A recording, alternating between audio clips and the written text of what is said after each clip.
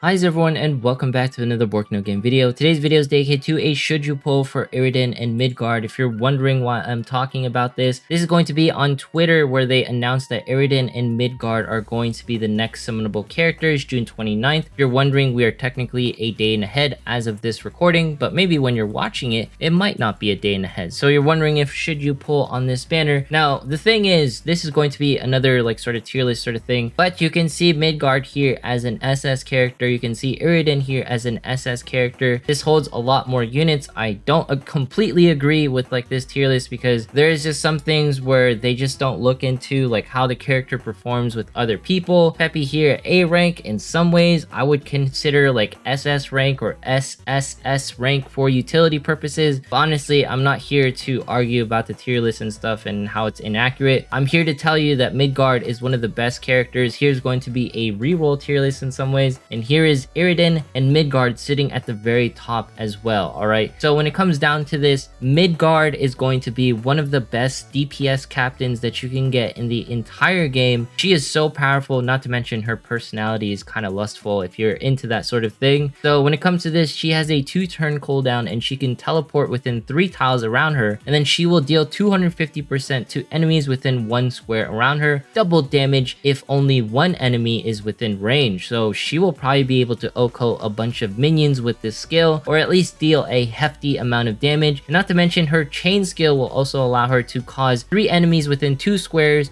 or 3 squares depending on which chain that you acquire, and she will deal 165% damage upwards to 180% damage. And not to mention, her equipment skill makes it if the target is below 20% HP, she will deal an additional 60% damage. Alright, extremely powerful active skill with high turnaround rate or turnover rate, because it's on a 2-turn cooldown. And not to mention the strongest class performance as an attacker regardless of large or small. Can't go wrong with Midgard. She will round out any forest team whatsoever. She will round out any team, being the strongest DPS arguably within the entire game. Because her cooldown is so short, she can essentially just help you out in every single form of content, and I really don't see that many negatives to her because she's just so powerful as a unit. There's no one else with her kit where she can teleport. Even if you don't want her to be a DPS, she has one of the fastest turnarounds for a teleport, only like running behind people like someone like Peppy and then someone like Aho. Alright, there's other teleporters within the game, but I feel like as a 6-star, as a captain, as a DPS, she is definitely one of the best of them, and you can run her on a rainbow squad, whichever. You definitely want to have Midgard on your team. Now when it comes to Iriden, I feel like she is very flexible, but not as flexible as Midgard. But just note, that does not take away from the fact that Iriden is an absolutely powerhouse unit. Alright, so when it comes to her, she has a 3-turn cooldown,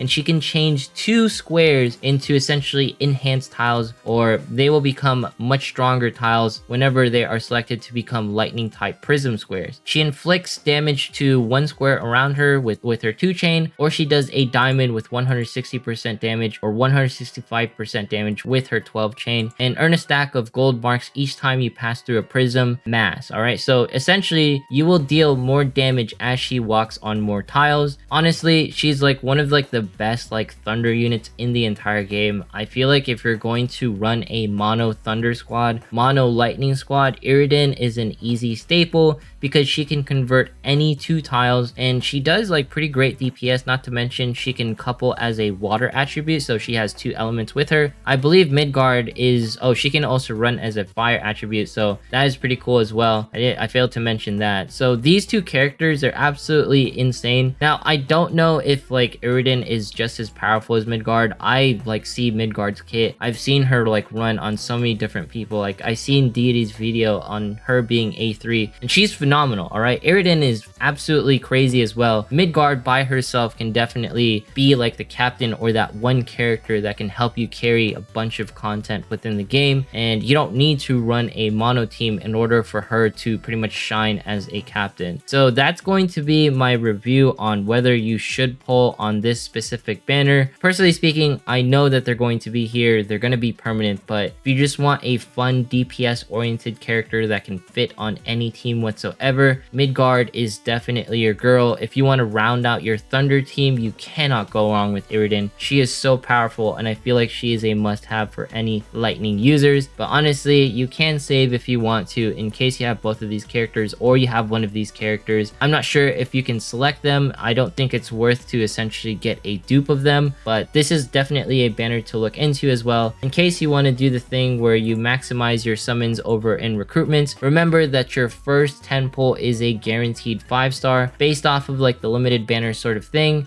And this is going to be technically time limited for, I guess, like roughly like 2 weeks from June 29th to July 19th. So it's just something to look into. And if you didn't see earlier, there is going to be a version update. Now, this is going to be taking place already. So by the time you see this, this has happened. But the thing is Eicy actually got her, or Eicy got her cooldown reduced from a 3-turn cooldown down to a 2-turn because she is in the same leagues as Saria, Granru, and the others. And she was the only one with a 3-turn cooldown, and now she is 2-star just like everyone else. There is also going to be a secret store refresh, so there's going to be 2 recharger packs now available within the secret store. We'll look at that later. Fixed an issue where some navigators were unable to unlock the Colossus Rec Room. Fixed an issue where navigators couldn't claim the 8-day quest. And then there's going to be some other fixes as well, not to mention Korax's secondary element is fixed. Oh, they fixed some typos for certain characters, fixed some text display, and fix some stuff for Wrath for an incomplete ascending from Ascension 2 to Ascension 3, and adjusted the secondary element bonus damage on the Royan info screen from 20% to 35%,